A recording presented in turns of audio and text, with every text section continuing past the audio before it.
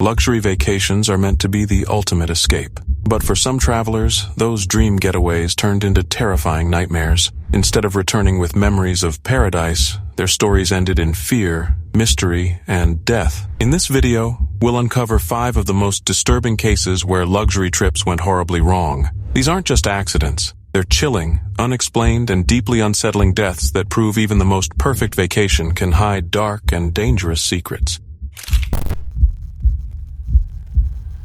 We begin this hour in the Eastern Cape, where there's a glimmer of hope for justice in the murder of a woman and her 5 children. It was September 2019 in South Africa. Karen Turner, a 31-year-old school teacher, had celebrated her birthday. She was 3 months pregnant, happily married, and on a short trip with her husband Matthew and their 23-month-old son, Hayden. The family had chosen Lula Nature Reserve for their getaway. On the night of September 16th, at around 3 a.m., Matthew awoke in agony. He felt a stabbing pain in his stomach, sharp and sudden. He was being attacked. 2 men had slipped into the chalet under the cover of night. While one drove a knife into Matthew, the other lunged at Karen. She didn't even have a chance to fight back. Despite his wound, Matthew wrestled one of the attackers, forcing the fight down the stairs of the chalet, blood trailing across the wooden floor. Upstairs, Karen was still conscious, still fighting to hold on. Through the horror, she managed to whisper to Matthew, "Check on Hayden." But when Matthew turned back, the sight froze him in place. Karen had collapsed. She was gone, and with her, the child she carried. Hayden, confused and terrified, was later found in his room crying for his mother. The attackers never touched him.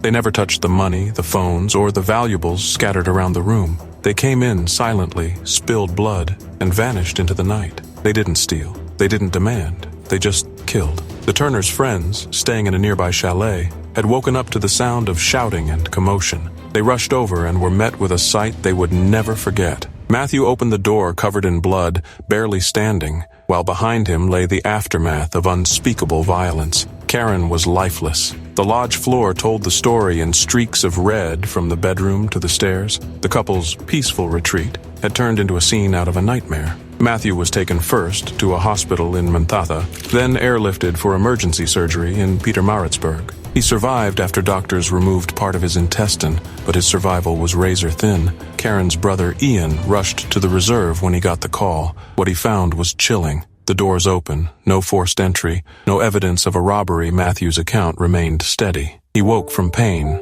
saw Karen being attacked, and fought one of the men until they fled by leaping off the balcony. Ian later confirmed the story, adding that Karen, in her final moments, had begged her husband to check on their baby. Their family, their future, torn away in seconds. Just days later, Prince Harry and Meghan Markle were scheduled to visit South Africa, and the world's eyes turned toward the country. Rising crime rates were already making headlines. Over 21,000 violent deaths had been recorded that year alone, with 45,000 serious attacks. The government had even deployed the army into parts of Cape Town. But Karen's case felt different. It wasn't random violence on the street. It was something darker, more personal, more chilling. Police identified one suspect, but admitted the second man remained unknown. Still, the motive never made sense. Why kill a pregnant woman in her sleep and leave without taking anything? 12-year-old child tragically passed away aboard Royal Caribbean's Harmony of the Seas over the weekend after falling from an upper deck into Central Park from one of the interior balconies. It was September 7th, 2024, and the Harmony of the Seas, one of the largest cruise ships in the world, was alive with music. More than 7,000 passengers were on board. Among them was the Davis family from Michigan, Justin and Audra and their 3 children, Amelia, Susanna, and their youngest son, Pearson, known simply as Piers. He was 12 years old, just weeks away from turning 13. Piers had spent the cruise making friends, laughing in the ship's teen club and exploring every corner of the floating city with wide-eyed wonder. To anyone who saw the Davises, they were the picture of a happy family. One couple, Becky and Gavin Potter, later said they had been struck by how kind, warm, and attentive Justin and Audra were with their kids. But on the final night, just hours before the ship was set to return home, paradise turned into tragedy. Piers fell from the balcony of his family's cabin on the 13th floor. He dropped 5 stories into Central Park, the massive open-air courtyard at the heart of the ship. a place that just moments earlier had been filled with music, chatter, and the buzz of passengers savoring their last night at sea. Some witnesses said they saw children playing near the railing. The deck was slick with rain from earlier that evening. Others said there may have been chairs positioned too close to the edge. Krista Schoolfield, a passenger watching from above, said she saw it happen with her own eyes. She couldn't be sure if Piers had been climbing, leaning, or simply caught in the wrong place at the wrong time, but she saw him fall. The ship's emergency system activated instantly. A voice rang out over the intercom. Crew members sprinted into Central Park, where a crowd of horrified passengers stood frozen in shock. Medical teams worked desperately to save him, but it was too late. Piers was gone before the harmony of the seas reached the Texas coast. When the ship finally docked in Galveston, the mood was nothing like the one that had filled it a week earlier. Federal officers boarded, and the FBI took control of the investigation, working with the Coast Guard, Customs, and Royal Caribbean. Every detail was scrutinized: how close the chairs had been to the railings, whether safety protocols had been followed, and why no one intervened before tragedy struck. But the answers weren't clear. Even now, they still aren't. Back in Michigan, Audra Davis shared a message that tore through social media. The thing every parent hopes and prays does not happen to them. It happened to me. It happened to us. There were no words to describe the pain, only gratitude for those who had reached out. Her co-workers started a small fundraiser to help the family, hoping to raise $7,000. Within days, it surged to nearly $30,000 as friends, strangers, and colleagues rallied around them. His father, Justin, a screenwriter who had worked on shows like The Amazing Race and Pretty Wicked, and his mother, Audra, a manager at Whirlpool, now faced the unimaginable: life without their youngest child. What exactly happened in those final moments is still a mystery. Was it an accident, a slip on the wet deck, a preventable oversight? No one knows for certain. There's new information in the death of a former dean at UC San Diego. There are reports that Thomas McAfee was trampled by an elephant while on a safari in Tanzania. It was August 31st, 2013 in northern Tanzania. Dr. Thomas McAfee, a 58-year-old physician from the United States, had just stepped down as the Dean of Clinical Affairs at UC San Diego's Health Sciences and was days away from becoming CEO of the Keck Medicine of USC Medical Foundation. Years of leadership, dedication, and sacrifice had brought him here. McAfee knew Africa well. Friends and colleagues described him as careful, experienced, respectful of the land and the animals that roamed it. He was staying near Tarangire National Park, an area famous for its massive herds of elephants. Unlike inside the park, where tourists remained safely in vehicles, private reserves nearby allowed walking safaris. And on that day, McAfee joined 2 other Americans for a guided trek on foot. No one knows for certain if the group had an armed guide or if all the proper safety rules were followed. What is certain is that this single decision to step into the wild on foot would cost him his life. The path was thick with brush,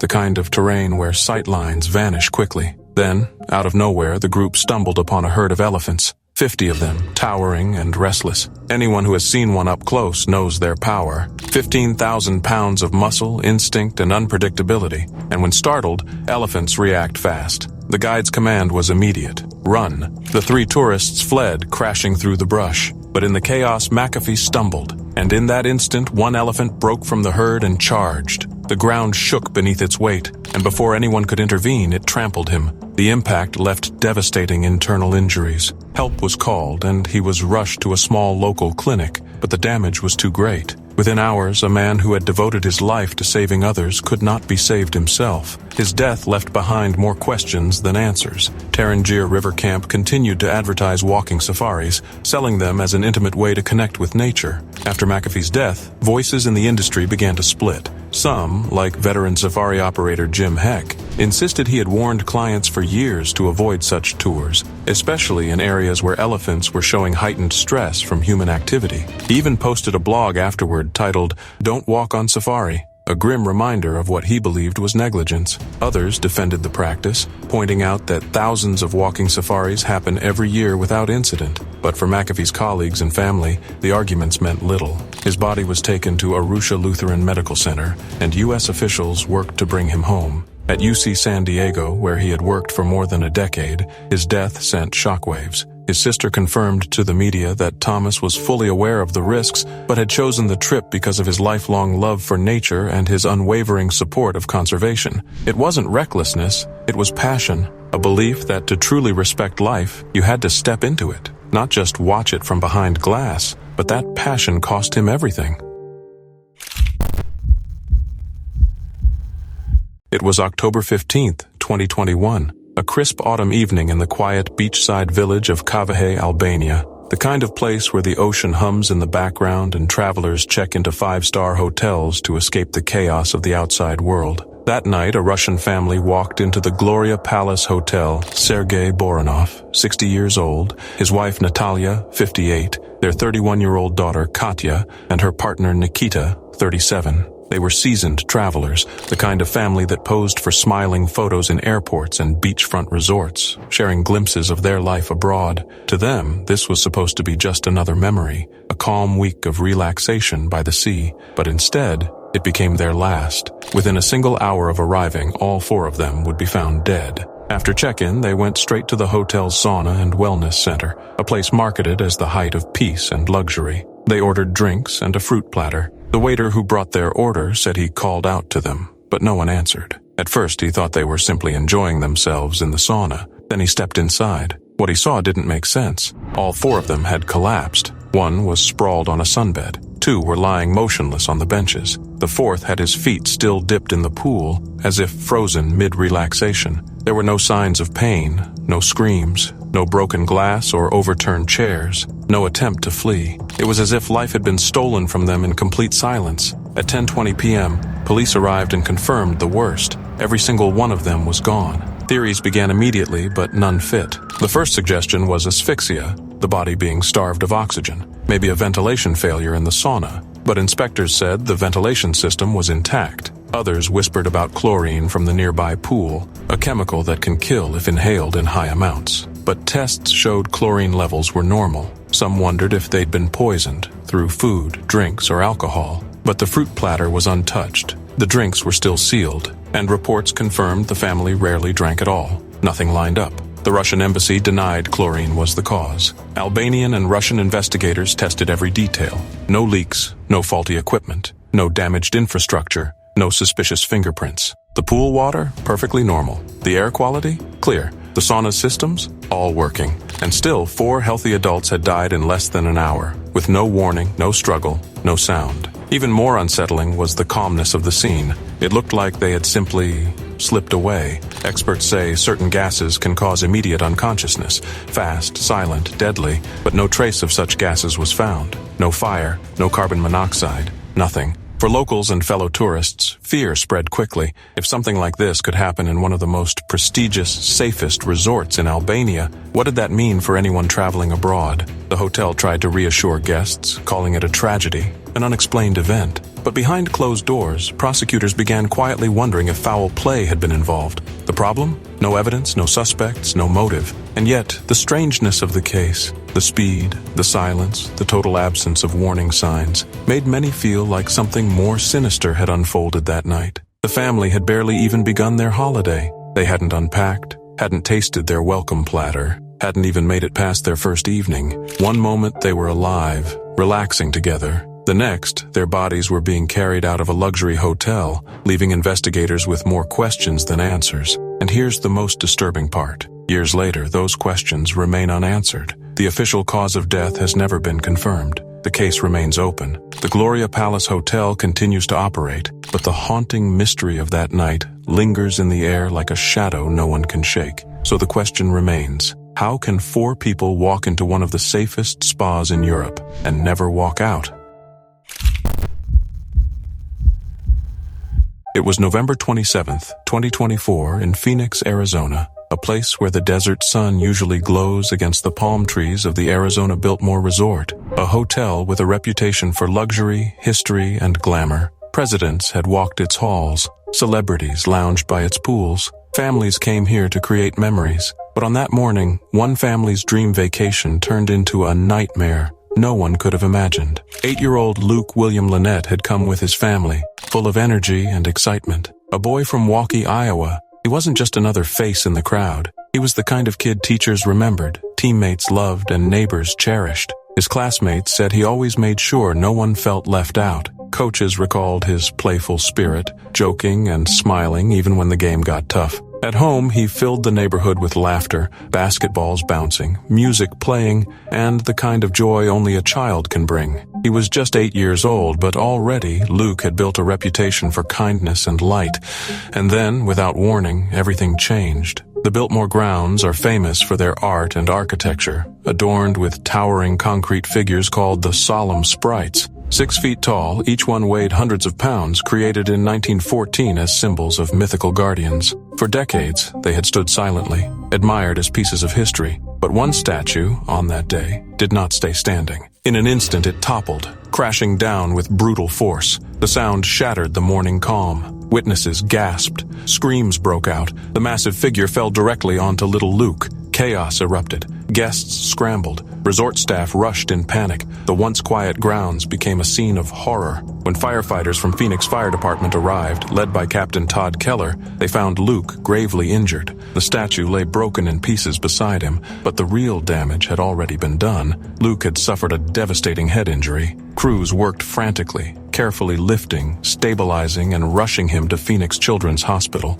Doctors fought to save him, placing him on life support. But by the next day, Thanksgiving morning, Luke's fight was over. Surrounded by his family, his bright young life was cut short. The loss hit harder than anyone could have prepared for. Phoenix was shaken, but so too was Waukee, Iowa, his hometown hundreds of miles away. Teachers, classmates, neighbors, all devastated. At Walnut Hills Elementary, grief counselors were brought in to help children who couldn't understand why their friend would never return to the playground. His obituary painted the picture of a boy who loved sports, who loved music, who loved people, and who made everyone laugh. He was a protector of others, even at 8 years old. The tragedy left behind aching questions. How could a statue that had stood for decades suddenly fall? Why that moment? Why that child? Phoenix police ruled out foul play, calling it a tragic accident. Surveillance footage was reviewed. Resort staff were questioned. The Arizona Biltmore issued a statement calling guest safety their top priority, expressing sorrow and asking for privacy. The Frank Lloyd Wright Foundation, whose architecture had inspired the resort, called the event heartbreaking. And yet, for all the words and statements, the answers never came. The image still lingers, one statue standing tall, untouched, while beside it, another lay shattered on the ground. A symbol once meant to protect had instead taken away what was irreplaceable. On December 6th, friends and family gathered at the Lutheran Church of Hope in Walka to say goodbye. Luke's family asked that donations be made to a memorial fund in his name to support youth sports in Des Moines. It was a way to honor him, to keep his spirit alive in the games he loved so much. Luke William Lynette was born on January 29, 2016. He died on November 28, 2024. His father had passed before him, and now his mother, siblings, and grandparents carry the weight of his absence. What happened that morning at the Biltmore was sudden, senseless, and cruel. A vacation meant for joy turned into a story of heartbreak. And though officials may never know why the statue fell, one thing remains clear. Luke's light, though extinguished far too soon, left an imprint on everyone who knew him, stretching across 2 states, 2 communities, and countless broken hearts.